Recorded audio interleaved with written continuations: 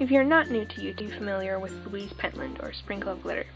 She's got a YouTube channel with about 2 million subscribers, and she mostly does videos lately about motherhood, a lot about lifestyle type stuff. Personally, what I watch most are her weekly vlogs. I really love them. Just her sense of humor, the way she goes about daily life is delightful and quite funny. She's made me laugh a lot and really picked me up when I've been down. So that's basically why I decided to read her book, Wilde Like Me. Before I read this, I already knew that I thought the author was hilarious and that she had a way of making even mundane seeming things really funny and heartwarming, and I just really like her. So Louise's book is women's fiction. It's set in present day Britain. It's about a single mom. As you can see, you got mom and daughter. The daughter is about 6 years old, I think, about the age of Louise's daughter. It's not really based on Louise, but she uses, I believe, a lot of her experiences to make a very character and a very realistic setting. Now, my very aspect of the book, and the reason that I think it's worth making a video about, is a bit of a spoiler. So if you don't want a spoiler, you should skip to the time code on screen. But I'll warn you, if you do skip it, you won't fully understand why I like it so much. So, my absolute favorite aspect of this book, the aspect that sets it apart from most women's fiction and other books that are like it, is the transition the character goes through. She changes quite a lot, which, you know, most protagonists do. But the particular point of view that this character changes from in the beginning to what she thinks in the end is something that's very meaningful to me. Platonic love is really, really important to me. Platonic is my jam. And basically in this book, the main character, Robin Wilde, goes through a transition from being very, very focused on getting a boyfriend and having a love life, a romantic love life. And she starts there, and she transitions to eventually recognizing the value of platonic relationships, particularly with the various women in her life. And that is just, it's a huge spoiler because it's like the main point of the book, but like that's the reason I like it, and that's why I'd recommend it to anyone. And I do still have some other aspects that I can recommend to you. First of all, it's a feminist work. Louise Pentland is a very strong feminist. She's spoken at the UN about feminism. She talks about it quite a lot in her vlogs and videos and things like that.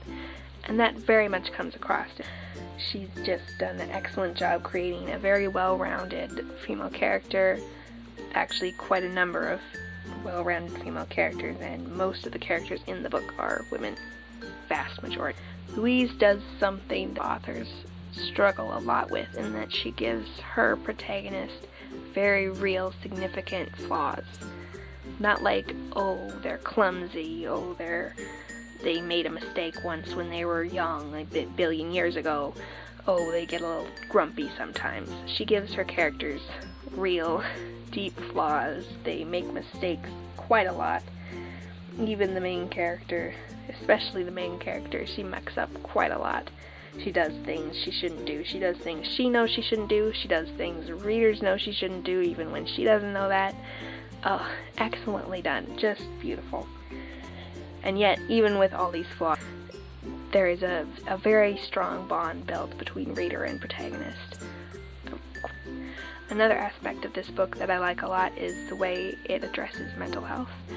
The protagonist doesn't have the best mental health, especially at the beginning, and the way that is addressed is just very realistic and encouraging, but also not overly optimistic.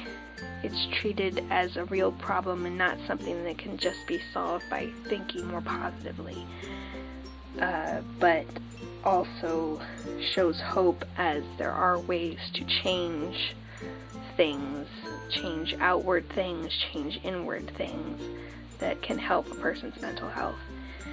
Since mental health can be a lot of times treated not well, I'm always very happy when I find a story that addresses it accurately and truthfully and yet encouragingly.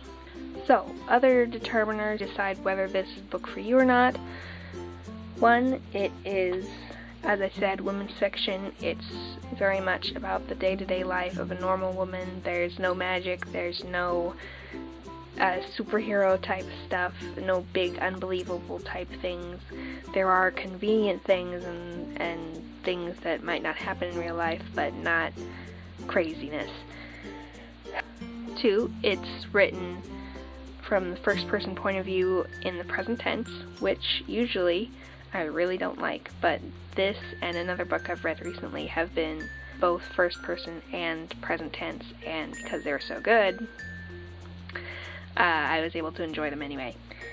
3, there are some adult themes, there are bad words, there are some it doesn't even remotely approach erotica, because there is a man involved and some things happen. But things are very much summarized and skimmed over, so don't worry about that if that kind of thing makes you uncomfortable. And lastly, as I somewhat said before, the writing, the way that Louise looks at the world and expresses things, it's a funny book. It's a very funny book. She talks about awkward things and sillinesses. So if you like some light comedy about women and women's normal life that sometimes gets awkward and gross and things like that, this might be the book for you. Comment below what genre you'd like a recommendation from me on next.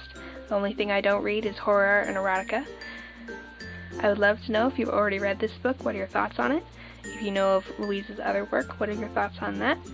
I hope you find plenty of time this week, and even if you don't, hope you have a great one. Bye!